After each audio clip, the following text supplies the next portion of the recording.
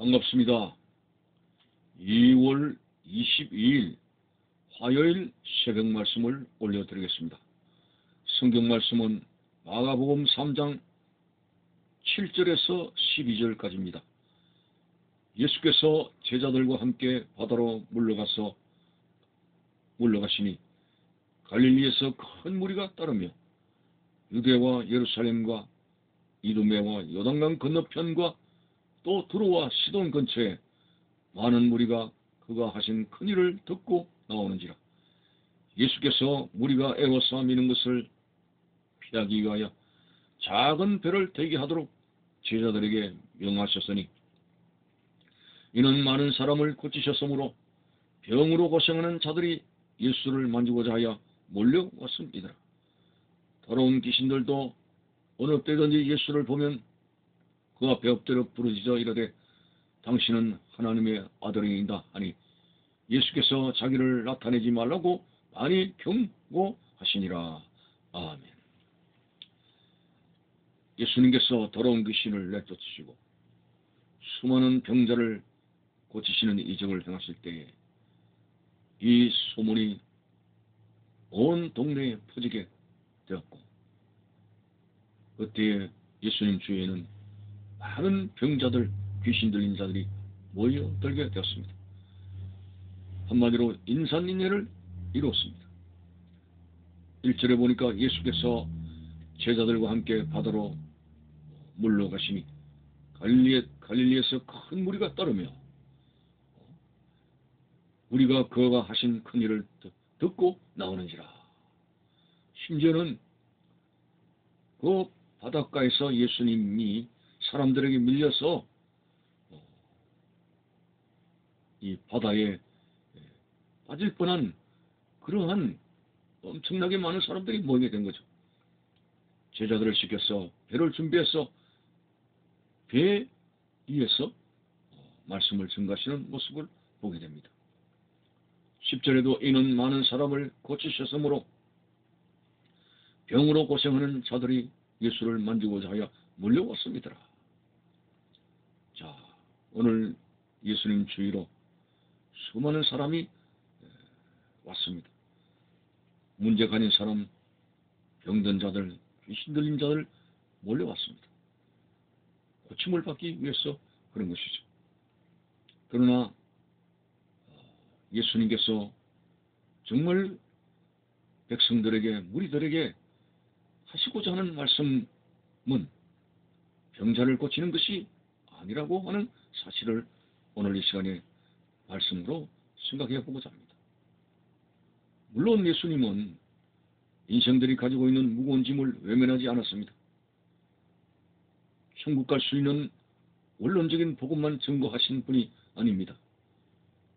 그들의 아픔과 그들의 문제와 그들의 슬픔을 위로하시고 치료하시고 격려하시는 주님으로서 그들에게 다가갔습니다. 그래서 예수님은 수많은 병자들을 고치시고 더러운 귀신을 쫓는 권능을 행하셨습니다. 그런데 무리들은 이것이 예수님을 따르는 모든 것 전부인 것으로 생각을 하고 천국에 관한 구원받는 생명의 말씀에 관한 것은 그들은 별로 귀담아 듣지 않는 모습이었습니다. 한 번은 예수님 주위로 많은 사람들이 모여들었을 때 예수님은 병자를 고치고 귀신을 쫓는 그러한 이적을 행하시기보다도 그날따라 천국에 갈 수 있는 예수님을 통해서 구원받게 되는 그런 사실을 그들에게 말씀으로 증거했을 때 우리들의 반응이 어렵다. 이 말씀이 어렵다. 이 말은 지루하다. 재미가 없다. 아니 평소 하는 대로 이적이나 행하고 병자나 고치고 그렇게 할 것이지 뭐 그렇게 따분하게 뭐 천국 간다고 하는 그런 복음에 관한 말씀을 하느냐 이런 뜻이죠. 그래서 오늘 정말 재미없다 하면서 예수님 주위를 수많은 사람들이 모여든 사람들이 거의 다 떠났습니다. 예수님께서는 참 안타까웠습니다. 정말 무리들에게 보여주고자 한 것은 천국 복음이었습니다. 병자를 고치는 것은 그것은 그 복음으로 그들을 초대하기 위해서 그들의 마음의 문을 열시도록 하기 위해서 주님께서 부수적으로 행한 것인데 그것을 알지 못한 우리들은 하나님 말씀에는 관심이 없고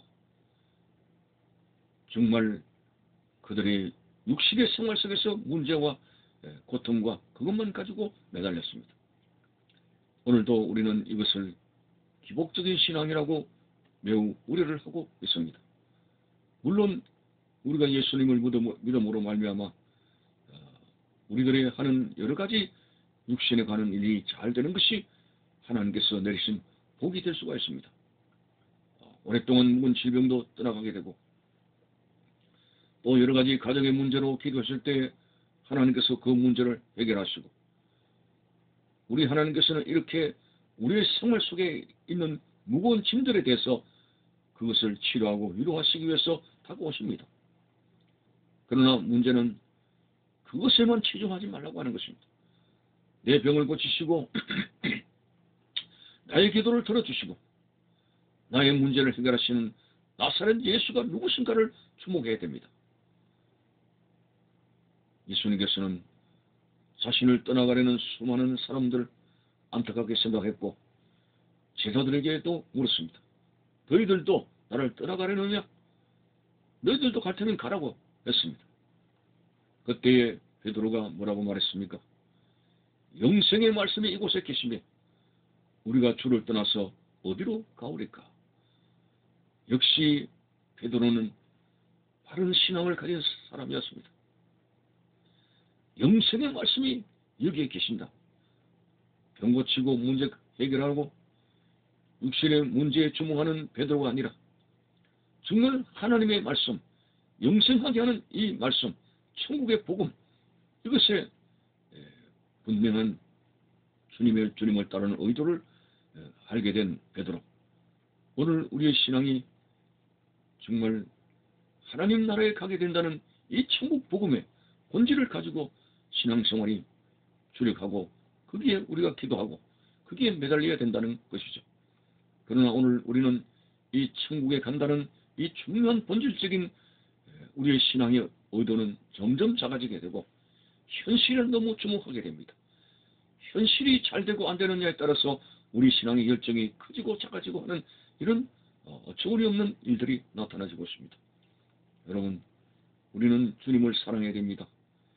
주님이 주시는 부수적인 것보다도 나를 위해서 십자가에 못 박이시고 내 생명을 구원하시기 위해서 자신의 생명도 아끼지 아니하시고 대속의 죽음을 죽으신 주님을 사랑하는 이것이 바로 신앙생활의 출발점입니다. 주님을 사랑하는 이것이 우리의 신앙생활의 모든 핵심이고 본질적인 것이 되어져야 된다고 하는 것입니다. 그래서 때때로는 주님을 따라가기 때문에 우리에게 주어진 십자가를 지고 가기 때문에 좋지 않은 일도 만나고 슬픈 일도 만나고 여러 가지 주님 안에서 당하는 고난들도 있습니다. 만일 기복적인 신앙에 머물렀더라면 이런 아픔과 고통이 오게 되면은 이거 교회를 나가도 좋지 않은 일도 많이 생기네 하면서 떠나가게 될 것입니다. 그러나 진정 영성의 말씀에 맞설 안 사람은 이 땅을 주목하는 것이 아니라 죄가 없는 하나님의 나라, 영원히 주님과 함께 할 수 있는 그 나라를 바라보면서 어떻게 하면 주님의 뜻대로 살 것인가? 그것을 주목하는 신자입니다. 여러분들은 진정 하나님의 나라를 바라보는 진정한 신자가 되시길 바라며 육신의 껍데기진 그런 외형적인 쾌락과 그리고 그러한 즐거움과 육신에 잘 되는 그러한 것에만 주목하는 어리석은 신자가 되어서는 안 된다고 하는 것입니다. 물론 영혼이 잘된 같이 육신의 범사가 잘 되는 것이 하나님 뜻입니다. 육신을 부정하는 것이 아닙니다. 그러나 너무 육신적인 일이 잘 되는 것에 주안점을 맞추고 정말 영생의 말씀에 대해서 우리의 관심을 떨어뜨리는 것은 옳지 못한 신앙생활입니다. 주의 말씀은 내 발의 등불이요 내가 가는 길의 빛입니다. 하나님의 말씀, 예수 그리스도를 통해서 구원받게 되는 이 하나님의 말씀, 복음에 우리의 신앙생활에 초점을 맞춰서 오늘도 바르게 주님을 따라가는 여러분들의 신앙생활의 모습이 되시기를 바라는 것입니다. 감사합니다.